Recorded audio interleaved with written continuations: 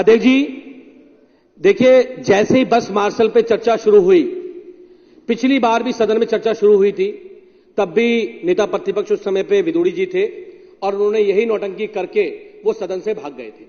आज फिर इस सदन के अंदर वही हुआ कि जब बस मार्शलों की बात शुरू हुई तो वो नौटंकी करके इस सदन से इसको परेशान करने का काम किया और यहां से चले गए।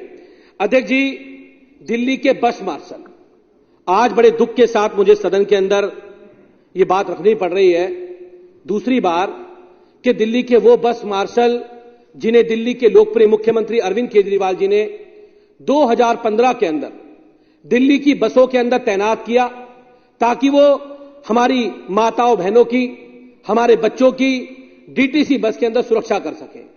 और मुझे ये बात बड़ी जिम्मेदारी से कहते हुए खुशी भी हो रही है कि उन बस मार्शलों ने अपनी उस जिम्मेदारी को बखूबी निभाया और दिल्ली की बसों के अंदर हमारी माताओं बहनों की सुरक्षा की।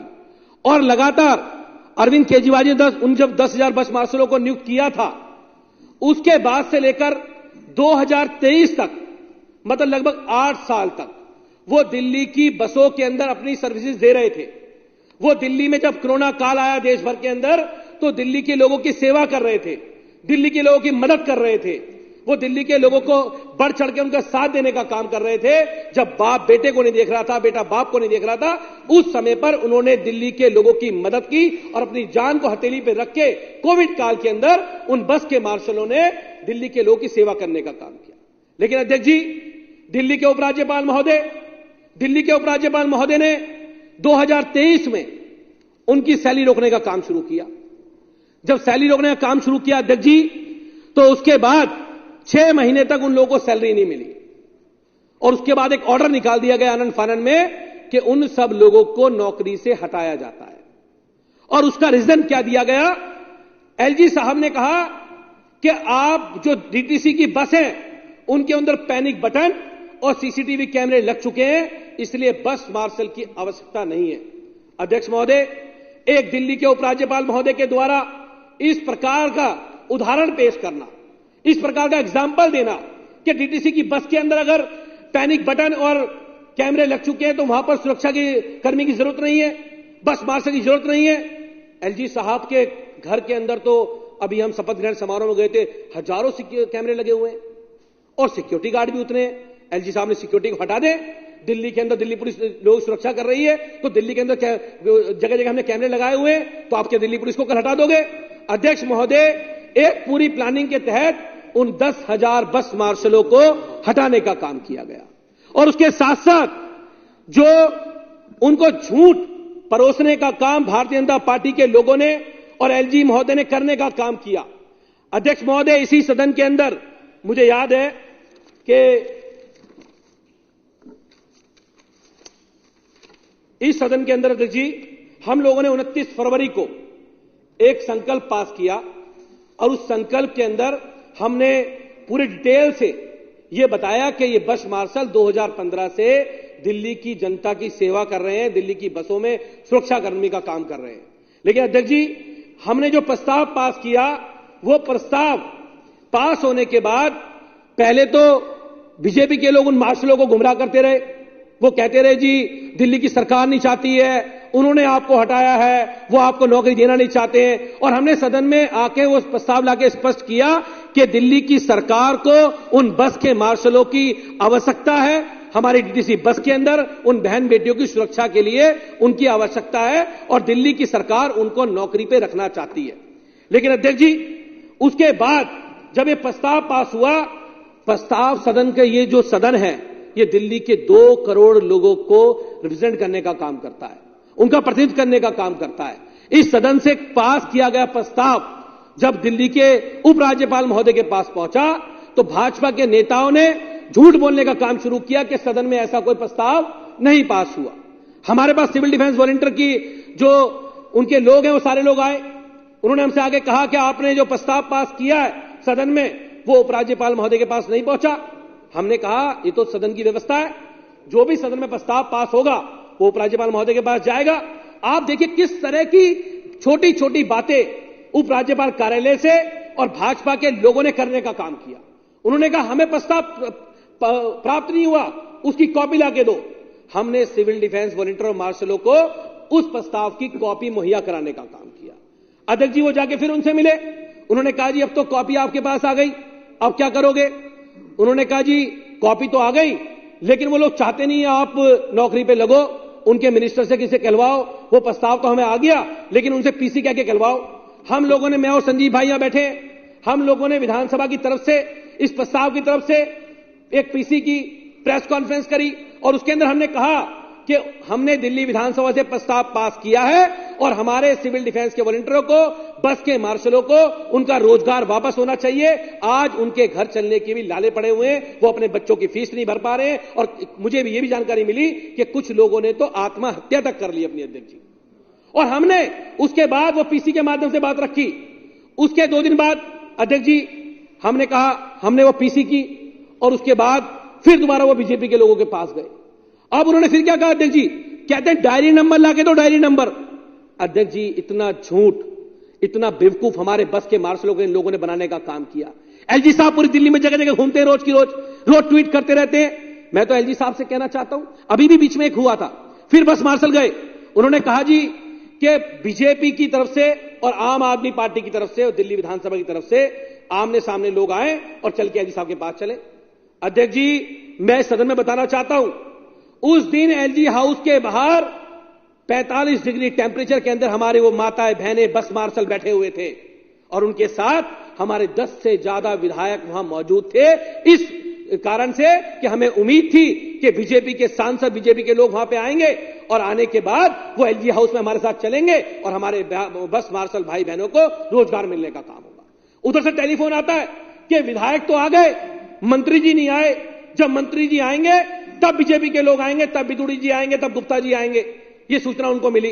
उन्होंने हमसे कहा कुलदीप जी आप लोग तो आ गए, वो लोग कह रहे हैं हम तब आएंगे जब मंत्री जी आ जाएंगे।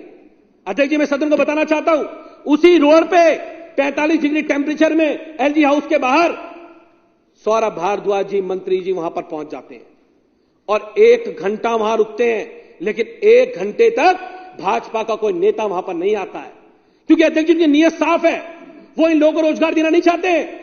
वो चाहते नहीं कि इन लोगों को रोजगार मिले, इनकी नौकरी वापस हो, केवल झूठा प्रोपगंडा, झूठ बोलते जा रहे हैं।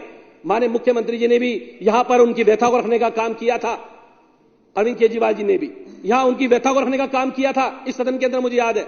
अध्यक्ष जी उसके बाद जब वहां पर मंत्री जी आए तो उन्होंने कहा जी मंत्री जी तो आ गए, लेकिन हमें आप एक पत्र डिपार्टमेंट की तरफ दिलवाओ, मंत्री की तरफ से।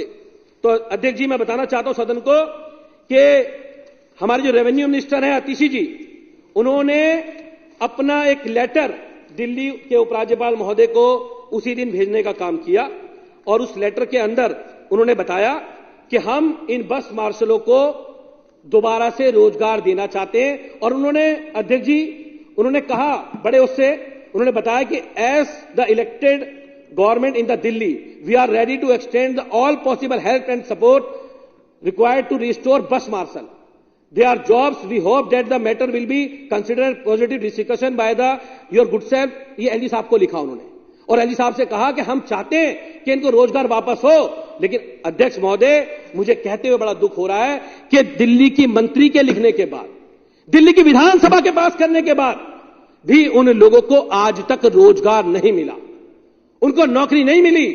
मैं तो कहना चाहता हूं भाजपा के लोगों से भी और एलजी साहब से भी कहना चाहता हूं, एलजी साहब अगर आपकी मंशा उनको रोजगार देने की है तो आप एक मीटिंग तो उन लोगों से कर लो, एक बातचीत तो उनसे कर लो, उनको बैठा तो लो, कम से कम हमें भी बुला लो। और मैं तो कह रहा हूं सदन के अंदर, आपको बताओ क्या चाहिए सरकार से, क्या चाहिए आपको इस सरकार से। आप जहां कहेंगे, जैसे कहेंगे, हमने कहा बार बार, मंत्री जी ने भी कहा कि हम वहां साइन करने के तैयार हैं, आप बताइए। लेकिन जब भी चर्चा की बात होती भाग जाते हैं अध्यक्ष जी, खड़े हो जाते हैं यहां से। और मैं तो कहता हूं आज एलजी साहब अगर आपकी नियत है, छोड़ो, आप मीटिंग नहीं कर सकते। आप रोज कहीं कूड़े का ट्वीट करते हो, कहीं नाले का ट्वीट करते हो, कहीं किसी चीज का ट्वीट करते हो, दिल्ली की कानून व्यवस्था पे आपका ध्यान नहीं है, बस मार्शल नौकरी चलेगी ध्यान नहीं है, कहीं 2 लोगों को नौकरी दोगे, आप डालोगे ट्वीट मैंने 2 लोगों को नौकरी दी।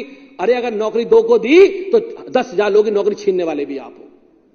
उनका पाप आपको लगेगा और भाजपा के लोगों को लगेगा उनका पाप, उनका घर चलना मुश्किल हो गया है। लेकिन आज ये लोग बैठे हुए हैं लट्टन साहब कुर्सी पे, उनको लग रहा है कि मुझसे बड़ा कोई है नहीं। अध्यक्ष जी समय सबका आता है, मैं बता देता हूं। दिल्ली की जनता के अधिकारों को छीनने का काम, दिल्ली की सरकार के अधिकारों को छीनने का काम हमें नहीं पता था इस मंशा से किया जा रहा है। इसी मंशा से सुप्रीम कोर्ट के 5 जज के फैसले को पलटने का काम आधी रात को केंद्र की सरकार ने किया। उनको लगता था कि कहीं ये लोगों को रोजगार न दे दें, उनको हटाने के लिए इन लोगों ने किया। पूरी मंशा के साथ, पूरी प्लानिंग के साथ अध्यक्ष जी ये करने का काम किया गया। और मैं कहता हूं एलजी साहब, आज आप ट्वीट करें, आज आप ट्वीट करके कहें कि मैं इनको रोजगार देना चाहता हूं, और आप बताएं कि आपको क्या दिक्कतें आ रही हैं, किसका अप्रूवल आपको चाहिए, ये बताएं। और बीजेपी के लोग भाग गए यहां से अभी अध्यक्ष जी ड्रामा करके, नौटंकी करके। मैं तो कहता हूं अगर बीजेपी के लोग, तुम्हारे अंदर हिम्मत है और तुम्हारे अंदर शर्म है जरा सी भी, दया की भावना जरा सी भी है, तो उन 10,000 लोगों के परिवार की तरफ देखो, उनके घर की तरफ देखो, उनके बच्चों की तरफ देखो। अध्यक्ष जी, उनके बच्चों की तरफ, उनकी स्कूल की फीस नहीं जा रही है, घर में खाना नहीं है उन लोगों के, लेकिन इनको इससे फर्क नहीं पड़ता। ये बड़े लोग हैं। सांसद का चुनाव था, विदुड़ी जी आज सदन में नहीं है, उन्होंने कहा कि मैं सांसद बन जाऊंगा, तुम्हें रोजगार दिलवाऊंगा, वापस कराऊंगा तुम्हारा। अरे आप तो साथ के साथ तुम्हारे सांसद बन गए, अब क्या दिक्कत आ रही है? तो मैं तो कहता हूं अध्यक्ष जी कि आज बीजेपी के लोग यहां पर आए और यहां आके वादा करें कि रोजगार देना चाहते हैं, और अभी के अभी चले एलजी साहब के पास। यहां से कहां दिक्कत आ रही है, कहां अर्जन आ रही है? कौन सा ऐसा अधिकारी जो फाइल को रोक के बैठा हुआ है? कौन नहीं चाहता रोजगार दिलाना उनको? ये बात इस सदन में अध्यक्ष जी स्पष्ट होनी चाहिए। और मैं ये कहना चाहता हूं कि बहुत महत्वपूर्ण चर्चा का विषय है, और इस मुद्दे को मुझे लगता है 10,000 लोगों के घर परिवार से जुड़ा हुआ मुद्दा है, और हम कहते हैं कि हम इसमें कोई राजनीति नहीं करना चाहते। हम चाहते हैं कि सारा क्रेडिट बीजेपी के लोग ले लें, लेकिन उसका रोजगार वापस कर दें। सारा क्रेडिट इन लोगों का, सारा क्रेडिट ये लोग ले ले। 10,000 लोगों को रोजगार अरविंद केजरीवाल जी ने दिया था, इन्होंने एक झटके में छीनने का काम किया। उनका रोजगार वापस होना चाहिए। इसी के साथ मैं फिर कहता हूं कि बीजेपी के लोग अगर उनका रोजगार चाहते हैं तो इस सदन में आए, अपनी बात कहें और चले हमारे साथ एलजी साहब के पास। आज हम सब लोग चलने को तैयार हैं एलजी साहब के पास, उनके रोजगार के लिए हम सब लोग जाएंगे और चल के रोजगार उनको वापस कराएं, आज की आज कराएं, अभी के अभी कराने का काम करें। बहुत बहुत धन्यवाद, बहुत बहुत आभार।